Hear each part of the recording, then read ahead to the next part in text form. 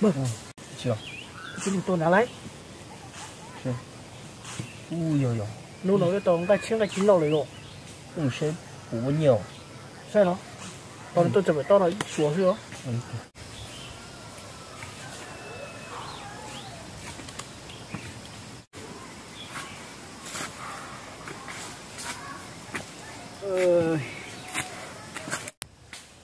Xuống thế nào? Thôi giờ mà đã tìm bao nhiêu? Bây giờ củ một cái đây xưa có nên cho liền cho củ thế mẹ. Có bao nhiêu hả? Thì chín bao nhiêu? Có cái tủ to. Củ một cái đây xưa đó chỉ cho nhẹ nè. Giờ thì chỉ sát tua, mỗi lần nào lỏ gì? Không dữ, củ lúc nãy nó nếu muốn nông đây cho củ hành, củ giống mỗi chỉ tao cho lanh từ nữa. Không dữ, chỉ có một tay chiêu tao bảo cái nó chính cái lúc nào sư, chỉ có một tay chiêu luôn đi, chính nào mẹ? Ôi rồi, chính nào lộ? Giờ cứ lo mà chính nào, một chính cái mà. Lúc nào từ? Lúc nào tại nữ sao này thì một chỗ có thể hay lúc nào thì thế nào, lúc nào tại nữ khỏi sao à? Ôi rồi, chủ này nè. Chị mua, cơ thì có hành nào, sấy lọt đó. Không được Phong Dư, nhờ phải đi trả hết chị nào, chị nào lên nào cho củ. Gì hết kìa, cho nên chỉ bỏ chè lấy co, như thế tụi tuần để tao kỹ nó sư. Đúng rồi. Em mà. Cái tàu cũng màn tàu kia. Ôi kia lắm mà. Thó nè. Tụi chứ một chút. Muốn tụi tụi ra chứ.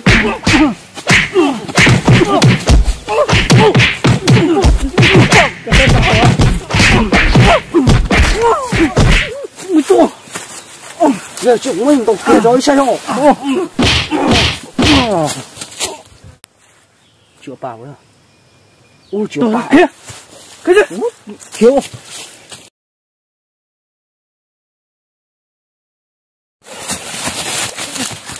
Cái gì đó?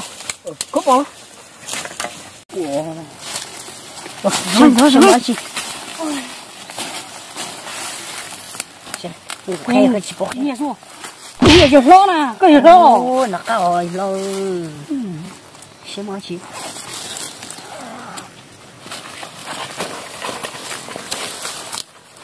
哦，你狗吧？哦。好说啊！怎么了去呢？怎么去这个我？哦。lúc này tôi chỉ muốn đắt chi này chẳng muốn đầu tù cũng sẽ sắp lấy rồi cũng chỉ bảo hay dùng công chính đá này cũng thiên tông trầu chứ này mà chỉ nói một chút nó kể chứ rồi cũng kể chứ xíu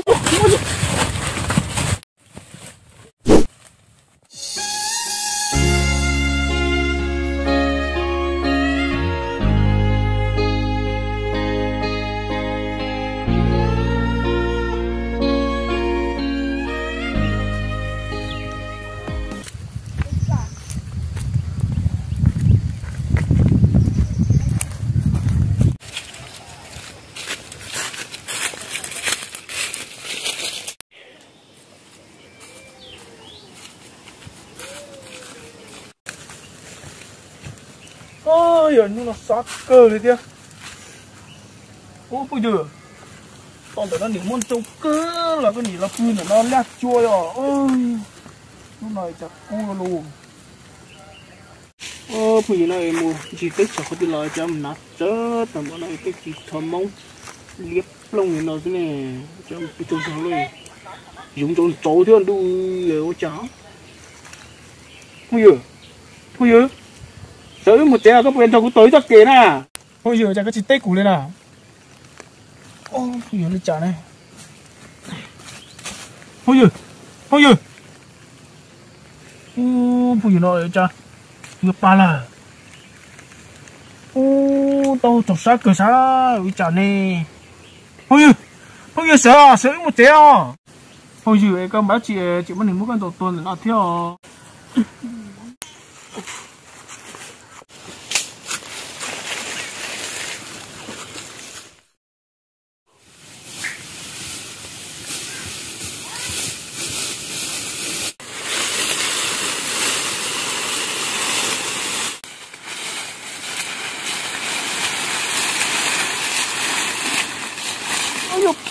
Không dưa không treo được.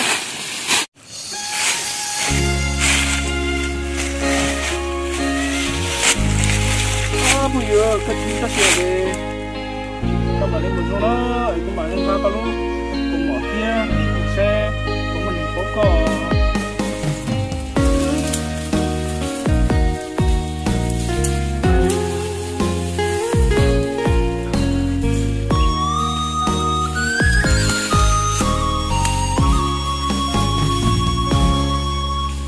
mày nó không có nó mày cũng mua lọ.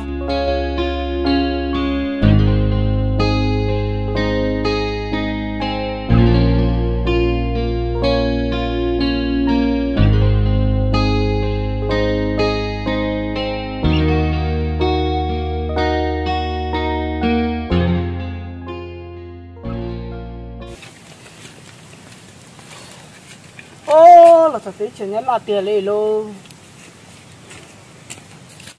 mấy tụi con xe là nếu mà con cho con này nên mình sẽ tờ đó nếu mà con cho con này nên một sẽ tờ nữa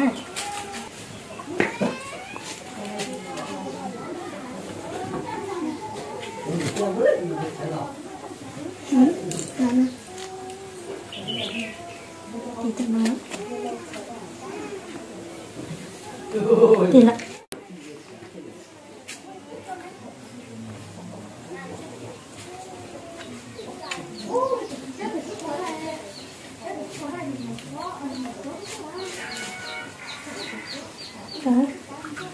nhà bạn yêu một tay à nên là toàn này thôi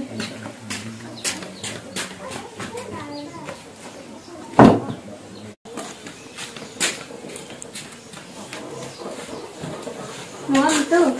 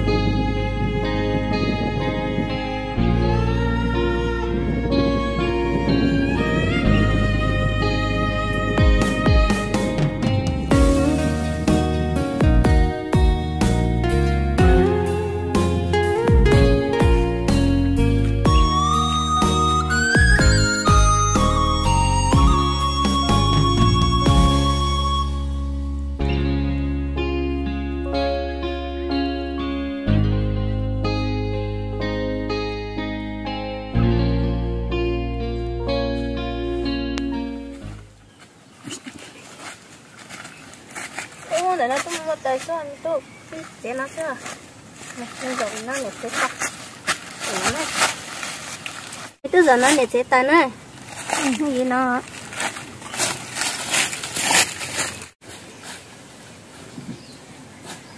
chú nhìn nó này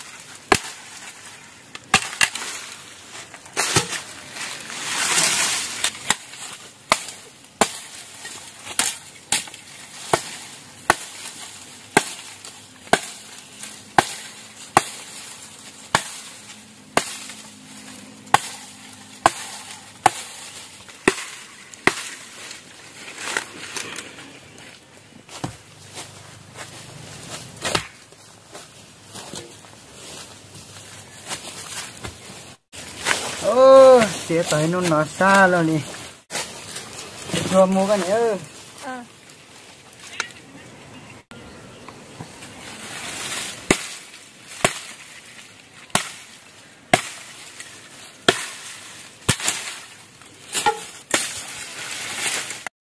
nhà cô thấy thích la nè mình tư với tao à tao nè nó con lê này à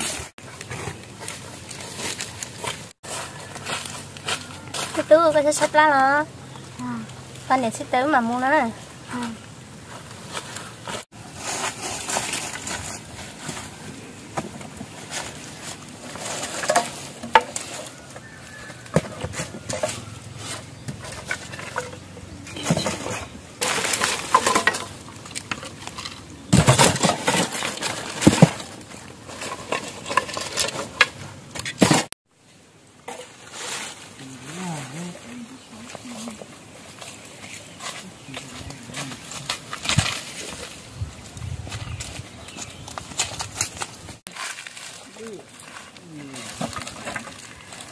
ô từ nãy giờ đó cho nó chỉ cho mong ấy thông qua tụ phong duyệt của bội nên sẽ bị cái này cũng chỉ muốn nông sản thì bây giờ mong à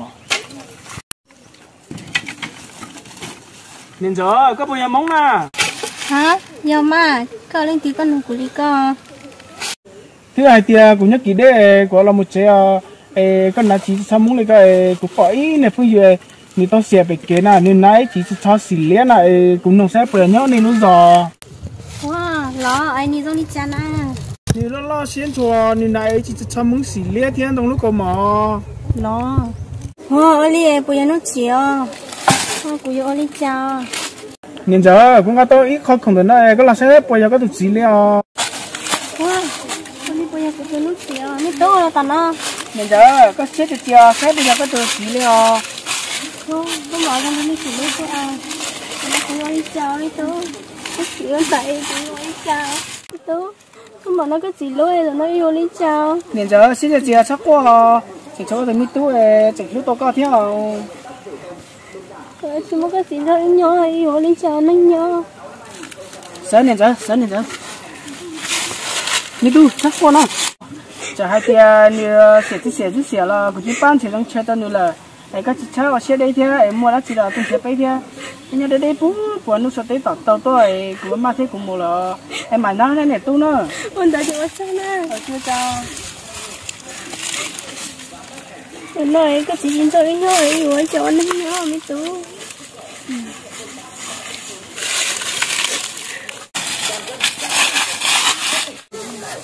chẳng gỡ này tôi như chọn những luôn tại sao nó chỉ mất chỉ để do cháu nên nhau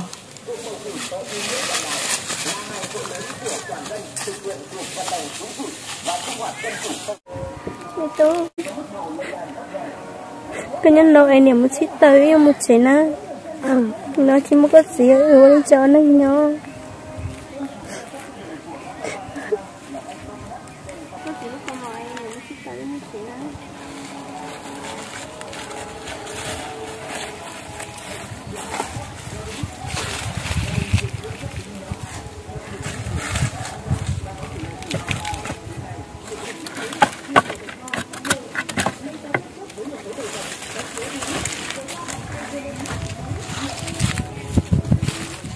chị mất cái giá tới chơi của chị rồi đi rồi mà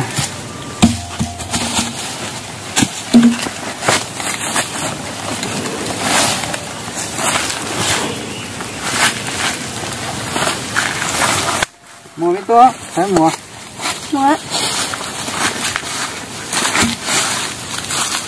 cái lạnh à cái gì nó chỉ mới coi của tôi chế tay chỉ mới thì giờ cái của ấy à cho nên sao rau ít tuổi nhảy cái giờ lúc mình kể cho của ấy bây giờ nó nói chỉ mới coi của cháu nó nhỏ luôn tu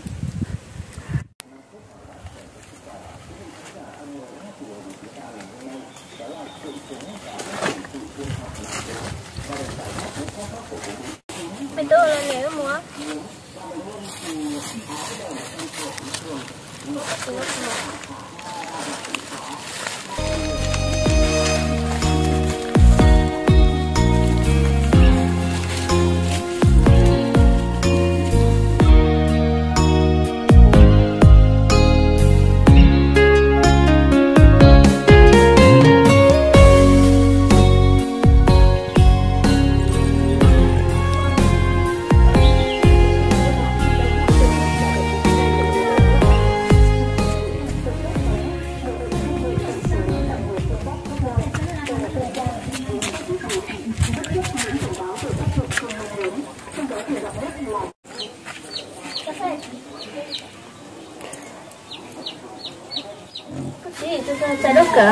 mà có sao đó chả nữa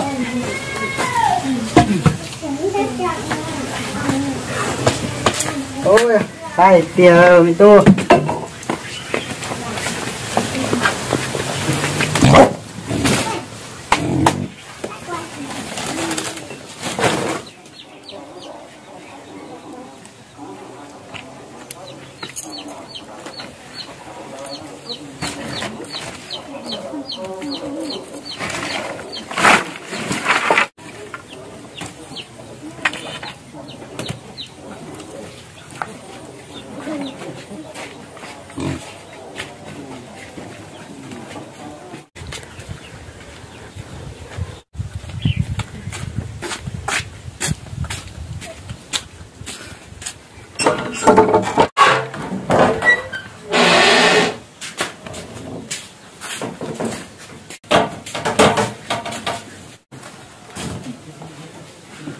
tôi có gió coi nhìn cho tên nhìn cho mọi nó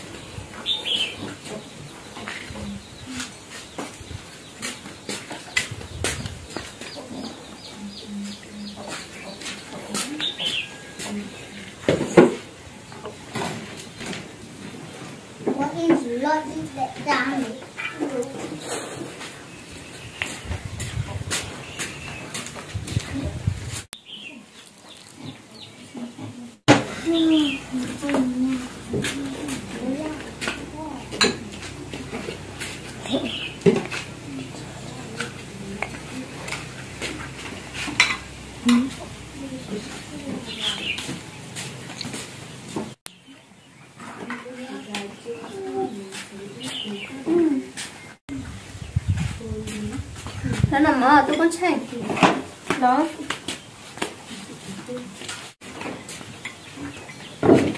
nó mới tư nó có gì nó mở tôi chỉ cái nè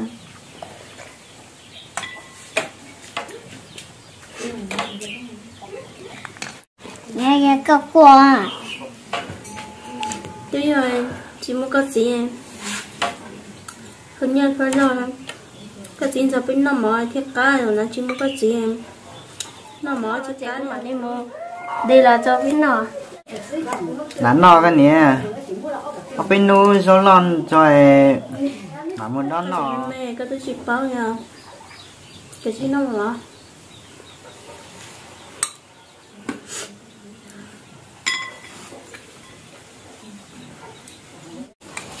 nhà qua cái gì nó mở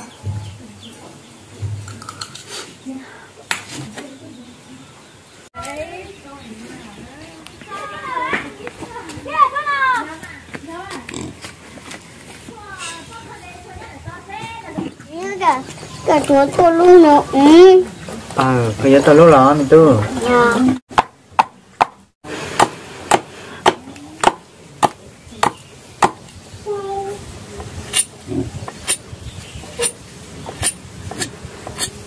mình tu cái sẽ chỉ mình buồn gì nữa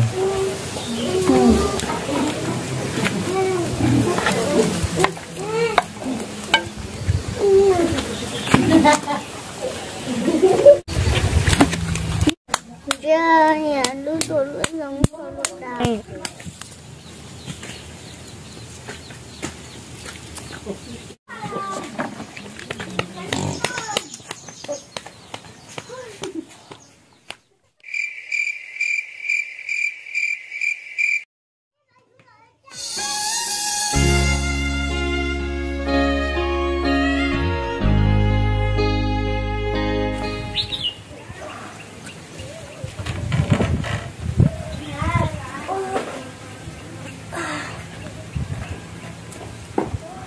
ơi ở chả bỏ ký lo đi nè nhớ tận sau này cho lên cho tù ở này ba sai bây để mở vị tướng rồi lúc này để ó nò thì cho là sầu lên nó xứ tháng này cho lên cho tù ba so khá tàu lừa sẽ để bê chuẩn gì sẽ nửa dùng để trả giờ lên ta chỉ nó nếu cứ là cho tụ tuấn rồi lo nên ba sai một sai này lúc này dùng để trả tôi giờ tận tê giờ lên ở trong đầu